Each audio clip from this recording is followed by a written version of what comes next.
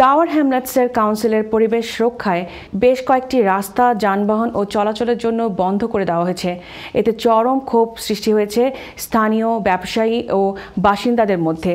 তারা বলছেন, মহামারীর এই সময়ে রাস্তা বন্ধ রাখায় তাদের ব্যবসায় যেমন মন্দা দেখা দিয়েছে, তেমনি শিশুদের স্কুলে আনা নেওয়া ও জরুরি প্রয়োজনে অ্যাম্বুলেন্স সেবাও বাধাগ্রস্ত হচ্ছে। বিস্তারিত আমাদের চিফ রিপোর্টার চৌধুরী মুরাদের রিপোর্টে।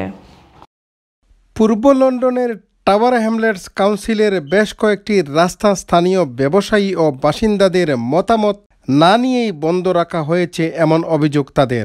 We don't know anything about it.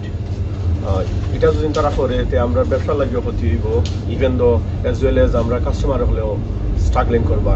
আর এই প্যান্ডামিক টাইমও এটা হওয়া উচিত না, কারণ এভরিওয়ান স্ট্রাগলিং। পরিবেশ রক্ষার কারণ দেখিয়ে যান চলাচলের রাস্তা বন্ধ রাখা হলেও ফলাফল উল্টো হচ্ছে এমন মতামত বাসিন্দাদের। Every day is packed. Do you think it's non-pollution?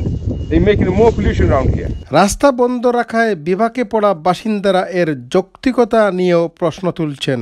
Almost every day people crying for this situation. I don't understand why they made this decision. Not only here, so everywhere I saw. কাউন্সিলের সিদ্ধান্ত সঠিক হয়নি বলে মনে করেন councillor পুরু মিয়া।